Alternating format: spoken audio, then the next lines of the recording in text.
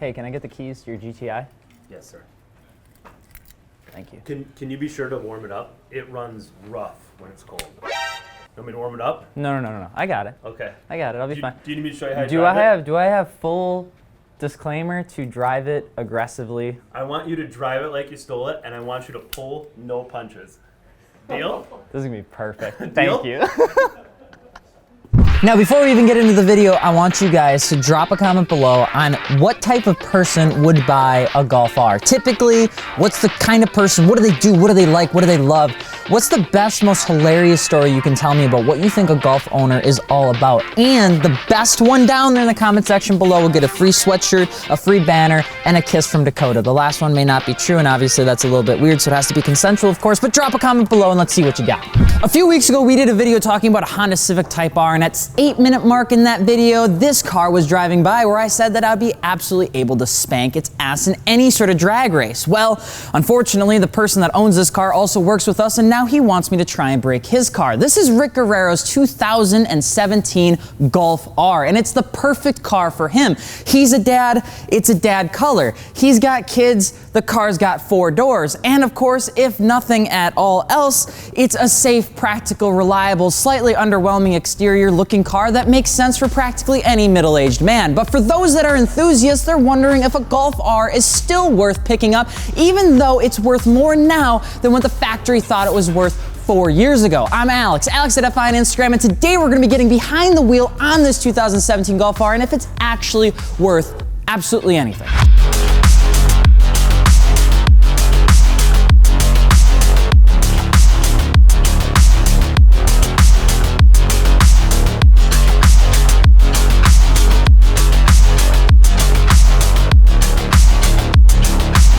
Now there's a couple things to note specifically about this Golf R. One, it's owned by Rick, which if you guys are wondering, Rick isn't like, he's not a customer service rep, he's not a marketing person or videographer, photographer. He is our chief operating officer. And when he came on board, he wanted to understand the enthusiast lifestyle, and he thought the best way to do that was to buy a Volkswagen Golf R. And of course, we asked him for his mods list, which if you get underneath the dust of the motor, essentially is nothing more than the tune and an intake, which is good, MAP, you can get that over at MA Performance if you'd like, and a South Bend Stage 2 clutch, window tint, and he also made sure to let me know that he's got a spare tire kit. Now, one of the things that is always quite hilarious is that he is the chief operating officer and he is a very smart individual, but the mod list failed to talk about, quite honestly, the aftermarket wheels, tires, and suspension that you can get at fitmentindustries.com. And not just that, he happened to pick one of the best setups that he didn't want to talk about, which are the HRE Performance one-piece wheels wrapped in Michelin tires that are Sport All Season 4s. I give him an 8 for effort and a 4 for actually knowing, but that's okay because the car still looks pretty decent as long as you disregard the fact that this is the most subliminal dad colorway you could possibly get on a Golf R. It's like, it is the most basic colorway you could, it's just, you know, it's one of those things where you could have got a burger with all the toppings and you just got cheese. Now, before we even actually get into the car, I just want to talk about the current driver position placement because Rick is 3'8" and this is not gonna work for anyone. So we're just gonna, so just so everybody's aware, you know, one of the first things that I asked before anything else was, I asked my my peer group, you know, what do they like about Rick's Golf R? Or maybe what do they not like? And it took about 16 seconds for our chief procurement officer, Brian, to essentially say that he hates that Rick never stops talking about it. One of the things that went off a lot faster this time. One of the things that our chief executive officer, Jake Jones, said that he does like about the car is that when Rick's in it, the car still looks way too big for him. Apparently, and according to our peer reviews from individuals all across the board, is that Rick Guerrero really enjoys driving this thing a little bit like a high schooler would enjoy driving a Honda Civic with a fart can on the back. Now, let's talk a little bit about the car, because the car by all definitions is a fantastic vehicle, and you can probably pick one up right now for right around $37,000, which is a little bit, or maybe a hair underneath what they were going in with some trims back in 2017. So the cars have held their value incredibly well. I feel like I am in a truck right now. Can this thing come down? Now, another one of the things that you have to remember with these cars is that you are paying a premium price tag. You get the GTI. A lot of people talk about what they like or what they don't like about the GTI, and the GTI is a great car. Hands down, fantastic car to snag. They're well priced. There's so many trim options. You can pick it up for a pretty good deal. You jump into the R title, which I think is why Rick had it stitched. You know, his name is Rick. It could just be a stitching thing for him. But why you'd pay the extra $15,000 for a Golf R is for the fact that you ditch that front-wheel drive system for an all-wheel drive equivalent.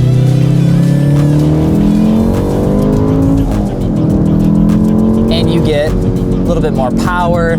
You get a refined suspension system, you get a little bit just more. Now, Volkswagen is still Audi at the end of the day, so the more you get is hidden. It's like little tiny itsy bitsy pieces that you'll see the increased price tag on the car. Now, most of it is obviously in the engine, in the suspension components. That's really where you're paying for the most of it. But there are little hints and dabs of the trim pieces to make you feel a little bit better about yourself and the fact that you're paying $40,000 for a GTI. Now, one of the first things you'll see is that it has R only in a couple places, right? A little bit more a distinguished gentleman versus the Type R that we drove a couple weeks ago, where R was literally labeled absolutely everywhere on the car. The car came with, right out of the gate, 292 horsepower, 280 foot-pounds of torque, and once you start slapping a couple mods on these bad boys, mostly because a lot of their restrictive power is hiding in their intake, their exhaust, and their tune, you can throw a tune on this thing and get 360 horsepower. Now that's what this car has. It has about 360 horsepower, probably 320 foot-pounds of torque crank,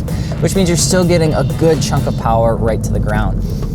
One of my favorite things about Golf Rs though, and I will say this with all sincerity, one of my favorite things about Golf Rs is that they are styled really well and they are cool cars. Volkswagen has done this car, maybe not this trim. Why am I going in a circle twice?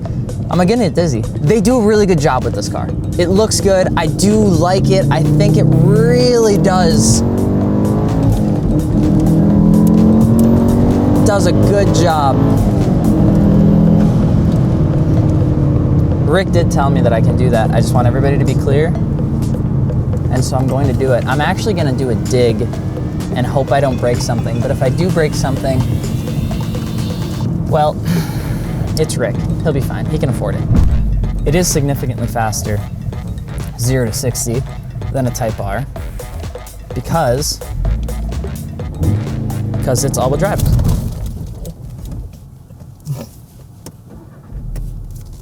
It didn't like that. It just needs to slip.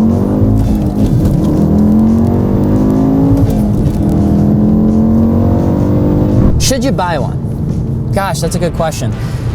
Getting 300 horsepower, 300-ish foot-pounds of torque, I'm obviously rounding up because that's what we do on the internet, for a $40,000 Volkswagen. That's a tough question that you have to ask yourself, because what are you actually going to do with this car?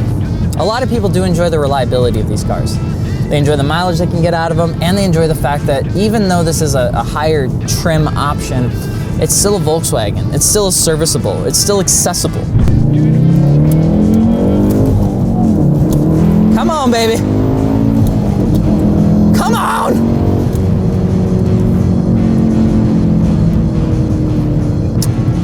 Rick, you need an exhaust. That's a fact. Only other thing I'll say about the Golf R, if you are looking to pick one up, some of the things that you always want to look out for is people that own them that are like me, that just did what I did. Don't buy cars like that. The second thing I would say is keep an eye on that infotainment system. A lot of times the infotainment on these cars does have a knack for just going out for no particular reason at all.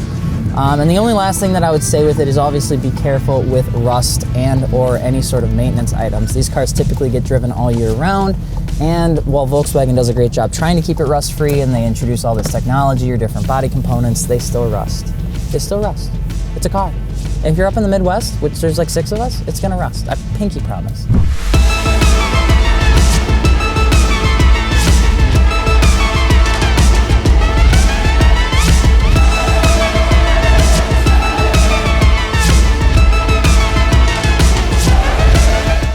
So is the Golf R actually worth $40,000? I'm not entirely sure any car right now in the used market is worth $40,000, but what I can say about this car specifically is it's fantastic if you want a vehicle that is all around going to do pretty okay at just about everything. Plus, you get some pretty good looks, you get a decent interior, it's relatively quick, it's gonna demolish a good chunk of change if you go to modify it, and even though it's a typical dad color because Rick owns it, you can do a lot of really cool stuff with these. I would give the interior a 7 out of 10, exterior is 6, performance and modification 7s on both accounts, which gets us up to 27 out of 40, just a nickel.